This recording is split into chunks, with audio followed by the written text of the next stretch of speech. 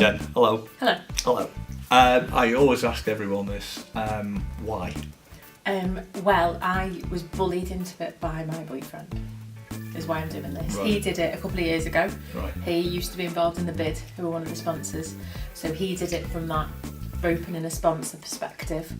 And I always tell him that I'm funnier than him, and I say his jokes are rubbish. And so he was like, well, let's see if you can do better. I was like, all right then. And also, so obviously I know Bren through him, and also I'm quite theatrical as well, so I think I'm a show off. Right. You've got to be a That's show off. probably why. Here, really, would you?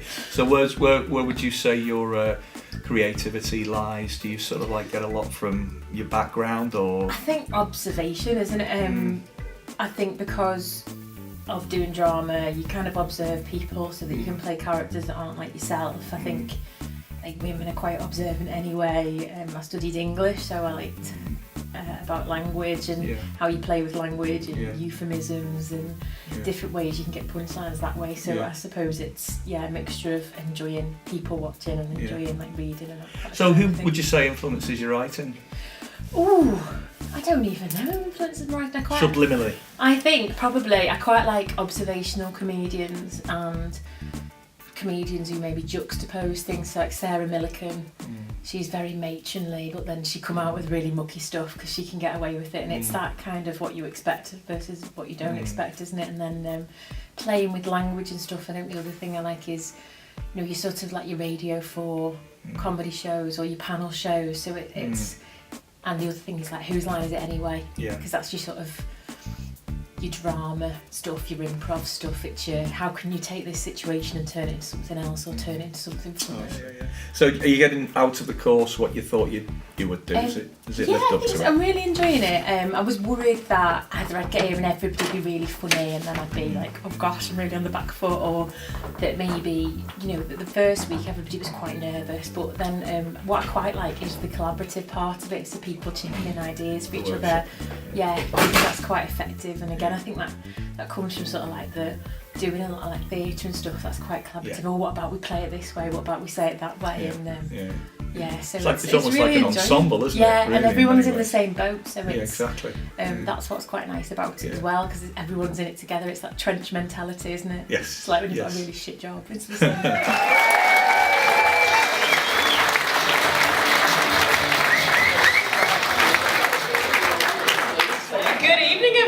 You're having a good night? Yay! I really wanted to say good night, good evening Southport, like I was on tour, but I'm not. It's a one gig only sort of thing. So as Brenda just told you, I'm from Southport. I was born here, I've always lived here, so had a lot of firsts in Southport. So I was born here, took my first steps, my first boyfriend at college, had my first child here. Those two aren't connected, it's not like a Jeremy Kyle story. But because I've lived here a long time, I've seen a lot of changes in Southport, you know, some good, some bad, and I used to be quite on top of stuff, and now I find it's a bit of a sign that I'm getting older, that I can't really call things by their new name anymore. So for example, we've got this French restaurant opening on Lord Street, Bistro Pierre.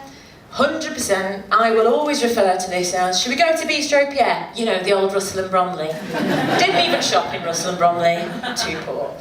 The other shop that I am mourning the loss of, although less now, I know I could have just gone down the Eagle and Child and got everything, is Woolworths.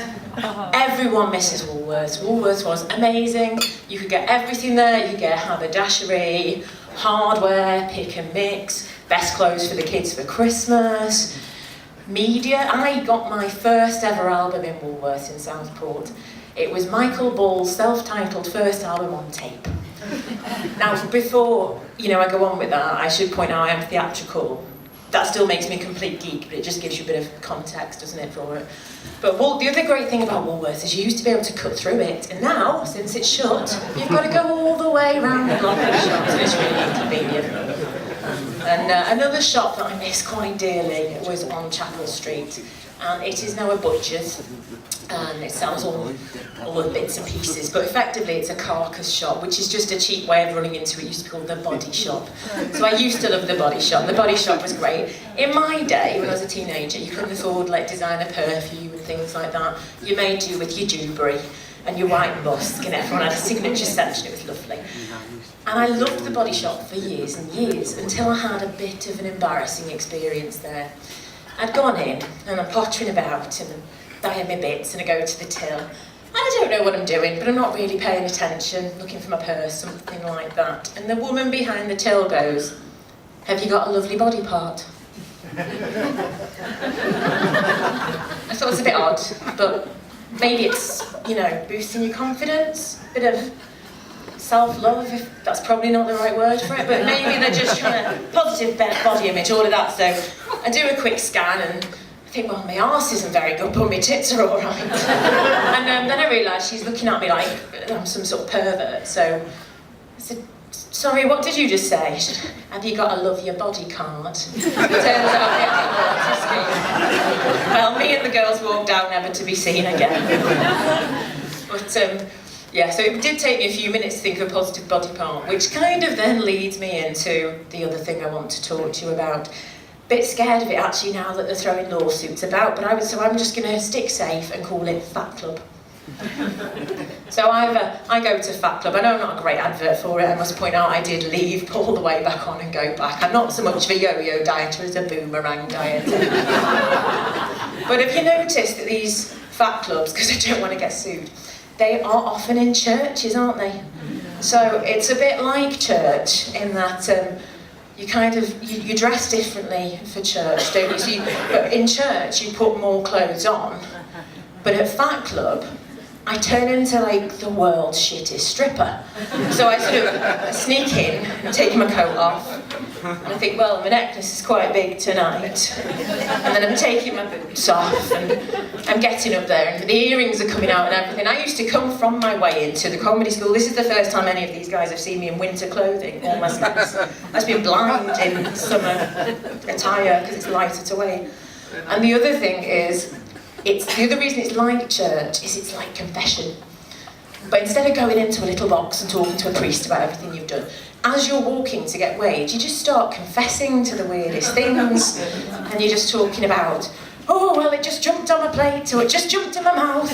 Or one of my friends is a rep, and one of her ladies came in and said, "I went to the dentist this week and the filling he put in was really heavy." True story. But the other thing that makes it kind of religious is you've got your kind of sacred items. In religion, you've got symbols. In Fat Club, the holy grail of every recipe seems to be quark. Now, quark is not the noise a duck makes in Formby. Quark is this mystery ingredient that apparently holds a flavour really well. I don't really know how best to describe it. It's like the bastard love child of low-fat yoghurt and low-fat soft cheese. And it looks like some sort of putty paste thing, and it smells like something died in your fridge, and it tastes like jizz. No, it doesn't. That's really sly on jizz. I take that back. I'm very sorry. Very sorry.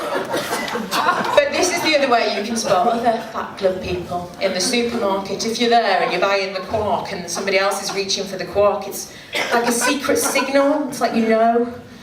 But if you are in the supermarket and you're buying your quark, you're fine if you run into another person from your group.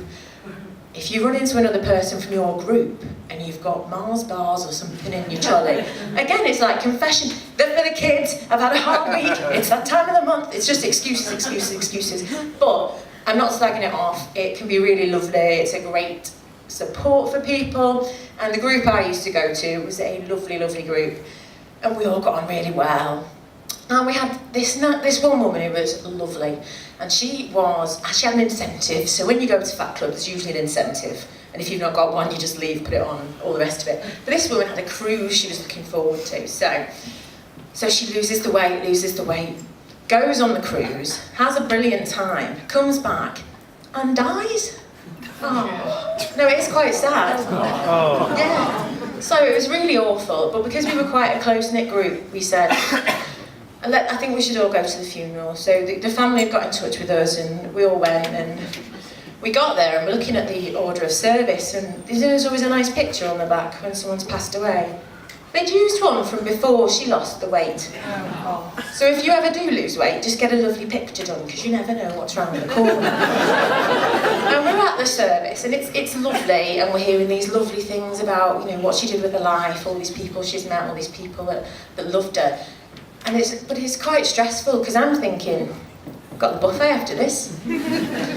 I'm with my fat club leader, and there's going to be dim sum, there's going to be sausage rolls, there's just going to be all the things I shouldn't be having. But it was all right, we managed it. We got through the funeral, we all went back for the wake afterwards. Because we're there all in each other's company, we're all being really sensible, taking the salad, taking the chicken, all having a nice time. Sort of like Bisto kids though, everyone else that's having all the naughty food, we're like really sadly sniffing at it. And we were all doing really well, right up to the point where they bring out this massive tray of scones. And then we were like, a plague of locusts. We dived straight in, shoved them in and said, well, it's what she would have wanted, isn't it? Anyway, she definitely would have wanted that, and she would have been very, very happy that a story about her could make people laugh, and all for a lovely, lovely cause. So thank you very much. You've got one more amazing act.